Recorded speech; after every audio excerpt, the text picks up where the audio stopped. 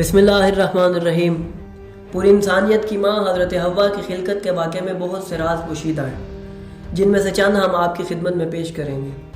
بلا شبہ انسان کی خلقت اس طرح کے کئی رازوں سے بھری پڑی ہے جن کو جان کر ایک عام انسان حیرت میں ڈوب جاتا ہے کہ بظاہر عام سا دکھنے والا انسان کیسے اپنے اندر لاتعداد کہانیاں لیے پھرتا ہے۔ کون تھی حوا؟ ان کی خلقت کا واقعہ کیا تھا؟ ان کا وجود کیوں ضروری تھا؟ کیا ان کے بغیر دنیا کا نظام چل سکتا تھا؟ اور ان کی خلقت میں چھپے راز کیا تھے؟ کیوں آدم سے پہلے حوا کو نہیں بنایا گیا؟ انہیں آدم کے بعض حصے سے ہی کیوں بنایا گیا؟ کیا ان کا نکاح ہوا تھا؟ اگر آپ سب انہی سوالوں کے جواب تلاش کرنا چاہتے ہیں تو جڑے رہیے ہماری اس ویڈیو میں۔ ناظرین، جب ہم عظیم واقعے کے بارے میں کتب احادیث کی طرف جاتے ہیں تو ہمیں ملتا ہے کہ جب ملائکہ کو اللہ نے سجدے کا حکم دیا تو سب نے سجدہ کیا۔ پھر اس کے بعد حضرت آدم پر اللہ نے نیند کو غالب کیا، دوران نیند نئی خلقت کو پیدا کیا اور حضرت آدم کے پیروں میں بٹھا دیا تاکہ عورتیں مردوں کی فرما بردار رہیں۔ پھر حوا نے حرکت کی جس سے آدم بیدار ہوئے، پس اسی دوران جناب حوا کو ندا پہنچی کہ وہ حضرت آدم سے الگ ہو جائے۔ جب آدم کی نظر ان پر پڑی تو انہوں نے ان سے گفتگو شروع کی، پس انہوں نے دیکھا کہ وہ بھی انہی کی زبان میں کلام کر رہی ہیں اور کہا کہ میں خدا کی مخلوق ہوں جیسا کہ آپ دیکھ رہے ہیں۔ پس انہوں نے اللہ کی بارگاہ میں عرض کی کہ یہ کون ہے؟ تو آواز آئی، یہ میری کنیز حوا ہے، کیا آپ چاہتے ہیں کہ یہ آپ کے ساتھ رہے اور جو آپ حکم دیں اس کی تعمیل کرے؟ پس آدم نے عرض کی ہاں۔ پھر اللہ تعالیٰ نے ان دونوں کا آپس میں نکاح کروایا، جس کے بعد وہ ایک دوسرے کے لیے حلال ہو گئے۔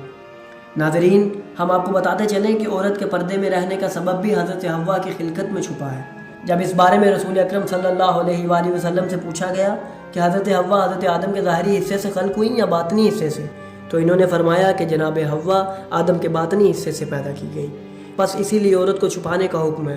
اگر وہ ان کے ظاہری حصے سے خلق ہوتی تو بے شک ان کا کھلے عام پھرنا جائز ہوتا، جس طرح مرد کھلے عام پھرتے ہیں۔ کیا آپ جانتے ہیں کہ طلاق مرد ہی کیوں دیتا ہے؟ عورت کو طلاق کا حق کیوں نہیں ہے؟ یہ راز بھی حضرت حوا کی خلقت کے واقعے میں پوشیدہ ہے۔ رسول اکرم صلی اللہ علیہ وآلہ وسلم سے پوچھا گیا کہ حضرت حوا کو حضرت آدم کے اندر سے خلق کیا گیا تھا یا حضرت آدم کو حضرت حوا کے اندر سے؟ تو اس پر جناب رسول اکرم صلی اللہ علیہ وآلہ وسلم نے ارشاد فرمایا تھا، بلا شبہ حضرت حوا کو آدم کے اندر سے خلق کیا گیا، پس اگر آدم ان میں سے خلق کیے جاتے تو طلاق کا حق عورت کو حاصل ہوتا۔ تو ناظرین، حضرت حوا کی خلقت سے بہت سے ایسے راز ظاہر ہوئے جن کو جاننے کے بعد عورت اس دنیا میں اپنے آنے کا مقصد جان سکتی ہے۔ اسی طرح اس دنیا میں ہر وجود ایک راز کا حامل ہے۔ تو سوال ابھرتا ہے کہ کیسے ایک عام انسان کے اندر پوری کائنات سمائی ہے اور کیسے اس کے اندر اتنا زیادہ علم بھرا پڑا ہے جسے وہ خود بھی نہیں جانتا؟ تو ناظرین، آپ نے صحیح سنا، انسان کے اندر مکمل کائنات سمائی ہوئی ہے۔ اس کا ذکر امام علی ابن ابی طالب علیہ السلام نے بھی کیا ہے۔ اگر آپ اس راز کو خود پر عیاں کرنا چاہتے ہیں تو جڑے رہیے ہمارے ساتھ۔